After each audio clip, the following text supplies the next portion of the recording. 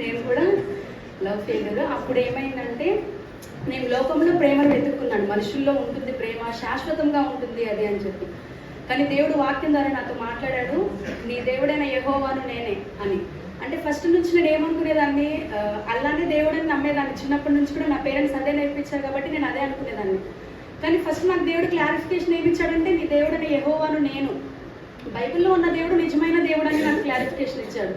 అంటే నెక్స్ట్ ఏంటంటే, నువ్వు నా కోసం బ్రతుకు, ఏ మనిషి కోసం కూడా కాదు. అది ఎందుకు మాట్లాడాడంటే, నేను చనిపోదాము, ఇంకా నాకు బ్రతుకొద్దు, అసలు ఏంటి నా లైఫ్ ఏంటి ఇలా అయిపోయింది, చాలా డిప్రెషన్, ఇంకా చచ్చిపోవాలనే ఇంకా నా ఆశ, అది ఆశ, నాకు చచ్చిపోవాలనే ఆశ, ఎందుకంటే బ్రతకలేను ఇంకా, అలాంటి సిచ్యువేషన్ అయిపోయింది.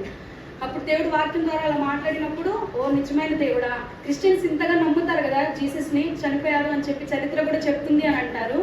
సో ఎంతవరకు నిజం ఇది, చదువుదాం, బైబిల్ చదువుదాం, ఏముందో తెలుసుకుందాం దాంట్లో అని నేను బైబిల్ చదవడం స్టార్ట్ చేశాను.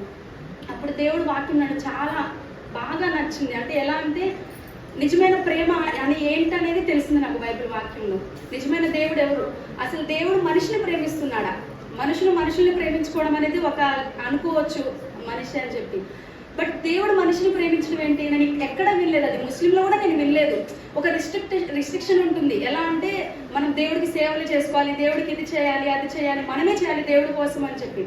కానీ క్రిస్టియానిటీలో అంటే క్రైస్ట్లో ఉన్న ఇదేంటంటే, ఆయన మనల్ని ప్రేమిస్తున్నాడు, ఆ ప్రేమ నన్ను బ్రతికిచ్చింది, ఇప్పటికి కూడా ఆ నామమే నన్ను బ్రతికిస్తుంది.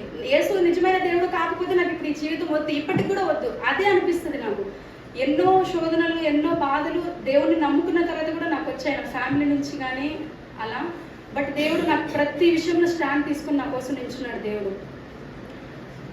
ఇంకా ఎలా అయిందంటే, స్టడీ అయిపోయిన తర్వాత ఇంట్లో వాళ్ళు ఇంకా జాబ్ వద్దు, ఏమొద్దు, జీసస్ దేవుడు కాదని చెప్పి నిన్ను బయటికి పంపించేస్తాము, నువ్వు ఎప్పటి వరకు అయితే జీసస్ దేవుడు అంటావో నువ్వు ఇంట్లోనే ఉంటావు అని చెప్పి అన్నారు. సరే నాకు జాబ్ వద్దు, నాకు దేవుడే కావాలి, నేను మీ ముందు దేవుడు కాదని ఒప్పుకొని నేను బయటికి వెళ్ళి చర్చికి వెళ్ళినా నాకు సాటిస్ఫాక్షన్ ఉండదు అది.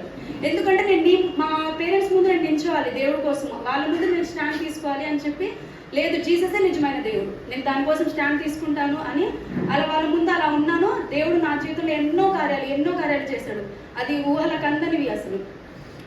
ఇంకా తర్వాత ఏమైంది, ఒక 2 yearsకి మా మమ్మీ మనసు మారింది కొంచెము. సరే వెళ్ళు, జాబ్ చేసుకొని, ఇంట్లోనే ఉండి బాధపడుతున్నావు కదా, చూడలేకపోతున్నాం అలా అని పంపించారు. హైదరాబాద్ వచ్చాను. ఇంకా హైదరాబాద్ వచ్చామంటే తెలుసు, తప్పిపోవడానికి చాలా కారణాలు ఉంటాయి. అలా నాకు అంటే ఈ దేవుడితో నేను మంచిగా ఉన్నానా ఒక సాటిస్ఫాక్షన్ ఉంటుంది, ఏ చర్చ్కి వెళ్తున్నాను అలా ఏం ఆలోచించేదాన్ని కాదు. అయితే ఇంకా కల్వరి టెంపుల్కి వెళ్ళాను ఫస్ట్లో కొన్ని వారాలు. తర్వాత నాకు చాలా అంటే సాటిస్ఫాక్షన్ లేదు, దేవుడు వాక్యం రొటీన్ అయిపోయింది అలా. ఇంకా కొన్ని రోజులకి అన్న ఫేస్బుక్లో పరిచయం, అంటే జస్ట్ తెలుసు, నేను ఎప్పుడు మాట్లాడలేదు. అన్నకి మెసేజ్ చేశాను, ఇలా నేను హైదరాబాద్లో ఉంటానన్నా అని చెప్పి. సో ఇలా బైబిల్ స్టడీ స్టార్ట్ చేద్దాం అనుకుంటున్నాను తల్లి, వస్తావా నువ్వు మరి అని చెప్పి. అంటే నేను తప్పకుండా వస్తానని చెప్పి ఇంకా ఆ రోజు వచ్చాను. దేవుడు నా జీవితం మార్చాడు అక్కడి నుంచి అని చెప్పుకోవచ్చు.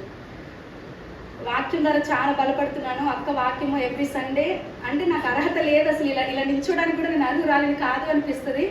కానీ అక్క నాకు సింగింగ్కి ఇవ్వడం ఛాన్స్, దేవుడి కోసం నేను పాడాలి, నువ్వు నిల్చోవాలి, యూత్ని ఎంకరేజ్ చేయడం అనేది చాలా రేరు. ఏ చర్చ్లో అయినా వాళ్ళ మీద ఫోకస్ పెంచుకోవాలి అనుకుంటారు కానీ యూత్ పీపుల్ మీద కానీ, లేకపోతే వచ్చిన వాళ్ళని ఇంప్రూవ్ చేయాలి, వాళ్ళ ఫెయిత్లో ఇంక్రీజ్ అవ్వాలి అని చేసే మనుషుల్ని తక్కువ మంది చూస్తాము.